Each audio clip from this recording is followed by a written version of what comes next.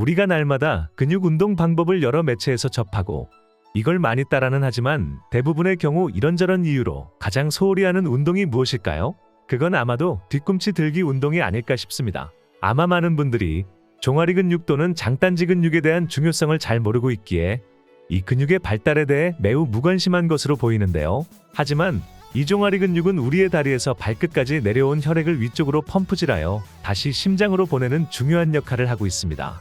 그러기에 종아리 근육은 제2의 심장이라 불리우며 혈액 순환을 하여 온몸으로 산소와 영양분을 운반해주는 역할을 돕고 있기 때문에 우리의 선입견과는 달리 상당히 중요한 근육입니다.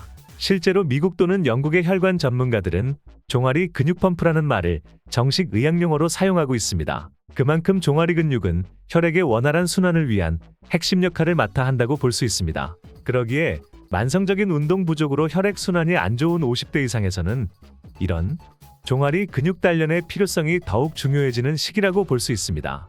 만약 종아리 근육이 약하면 다리가 무겁게 느껴지고 쉽게 저리는 증상이 자주 나타나기도 하며 잘 때 쥐가 많이 납니다. 왜냐면 혈액이 중력의 영향을 많이 받아서 하체에 가장 많이 몰려있고 머물러 있는 시간이 많아져서 이로 인해 심장에 과부하가 생기고 혈류가 막혀 혈전이 쉽게 생길 수 있습니다. 특히 장시간 서서 근무하시는 분들이 이런 증상을 많이 호소하고 있습니다.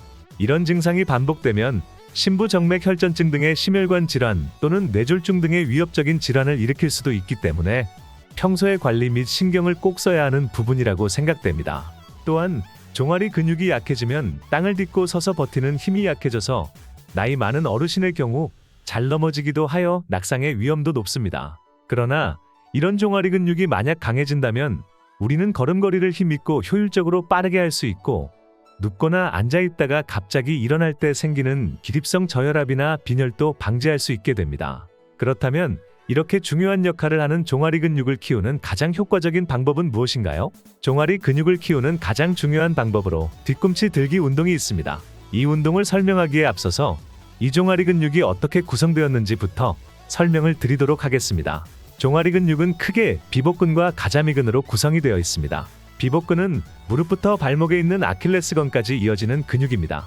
가자미근은 비복근 안쪽에 숨겨져 있으며 무릎 바깥쪽 아래에서 아킬레스건으로 연결된 근육입니다. 이 비복근과 가자미근이 수축과 이완을 하면서 근육 내부에 있는 하지 심부정맥 혈관을 압박하여 마치 펌프질을 하듯이 다리에 고여있는 혈액을 심장 쪽으로 이동시키는 데 기여하고 있습니다. 특히 비복근보다 속에 위치한 가자미근이 하지 심부정맥 압박에 직접적으로 작용하기 때문에 상당히 중요한 근육이라고 볼 수 있습니다. 이러한 작용을 위해서 말씀드렸듯이 종아리 근육 펌프라는 표현을 쓰고 있습니다. 이 뒤꿈치 들기 운동을 카프레이즈 또는 힐레이즈라는 명칭으로도 부르고 있는데요. 종아리 근육을 효과적으로 단련하기 위해서는 위에 말씀드린 비복근과 가자미근을 함께 단련해야 합니다. 우선 비복근을 단련하기 위해 필요한 운동은 서서 발뒤꿈치 들기 운동인 스탠딩 카프레이즈가 있습니다. 서서 벽이나 의자를 잡고 까치발 모양으로 뒤꿈치를 들어 올리는 것을 한 세트에 20회, 총 3세트 해주시면 됩니다.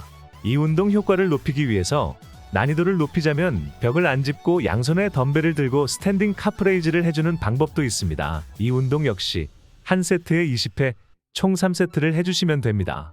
또 다른 난이도 있는 방법으로서 벽을 양손으로 지지하고 한쪽 발로 카프레이즈를 하는 방법이 있습니다.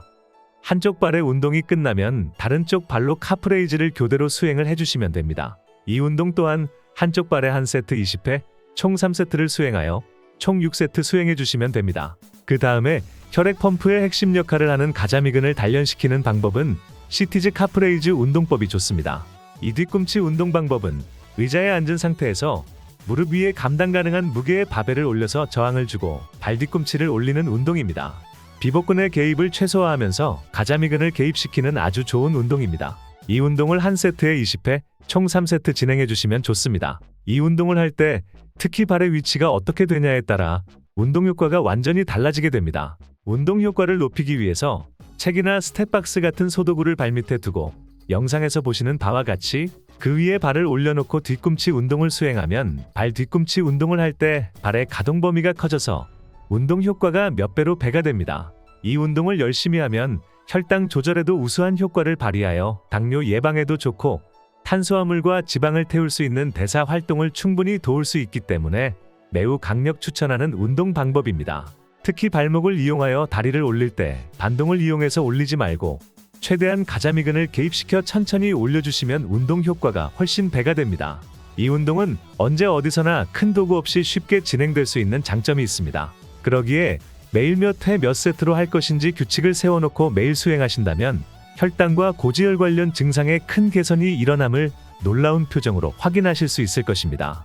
오늘 알려드린 운동 방법으로 원활한 혈액순환은 물론 종아리 근육, 발목을 강화시키고 건강한 몸을 가지시길 바랍니다.